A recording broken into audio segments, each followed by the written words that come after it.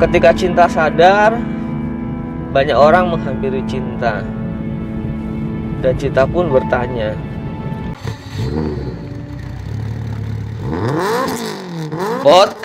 Podcast in the car. Let's go.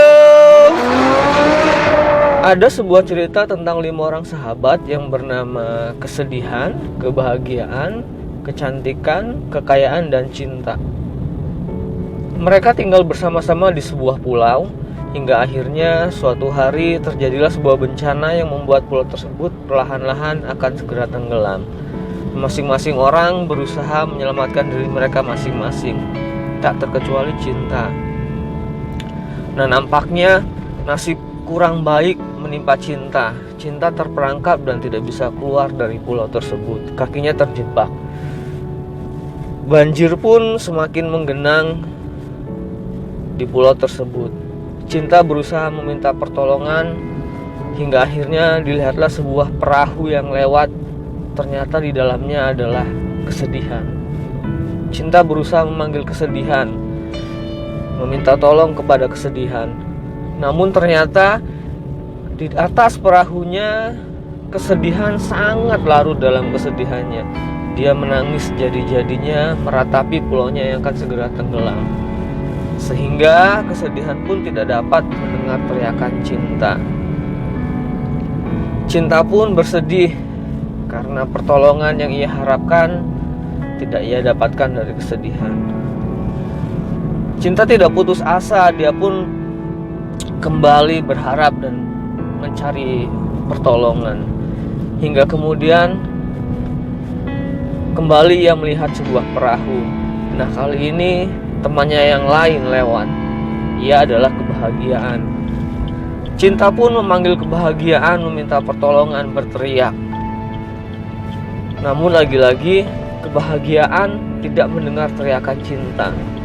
Nah, kali ini karena kebahagiaan sangat larut dalam kebahagiaannya, dia tertawa terbahak-bahak, merasa sangat senang, sangat bahagia karena dia berhasil keluar dari pulau tersebut. Cinta pun kembali bersedih karena kebahagiaan tidak mendengar permintaan tolongnya. Air pun semakin menggenangi pulau tersebut. Perlahan-lahan cinta pun akan segera tenggelam. Hingga akhirnya kembali ia melihat sebuah perahu lewat. Yang kali ini adalah sahabatnya yang lain, kekayaan. Cinta memanggil kekayaan, meminta bantuan. Nah, kali ini kekayaan mendengar teriakan cinta. Kekayaan pun menghampiri cinta. Cinta berkata kepada kekayaan bahwasanya ia minta ditolong untuk dapat ikut dalam perahunya. Tetapi apa jawaban dari kekayaan? Cinta, maafkan aku, perahuku semuanya penuh dengan kekayaanku. Kalau kamu ikut naik di perahuku, aku takut perahuku akan tenggelam karena kelebihan beban. Cinta pun tidak bisa berkata-kata, hanya bersedih hati. Karena lagi-lagi sahabat yang ia harapkan tidak dapat memberikan pertolongan kepada cinta. Akhirnya kekayaan juga pergi berlalu begitu saja. Pertolongan terakhir yang ia harapkan adalah dari kecantikan. Benar saja, beberapa saat kemudian kembali lewat sebuah perahu yang kali ini adalah kecantikan. Dipanggil lagi kecantikan oleh cinta. Seperti halnya kekayaan, kali ini cinta pun mendengar panggilan. Nah, kali ini kecantikan pun mendengar panggilan cinta.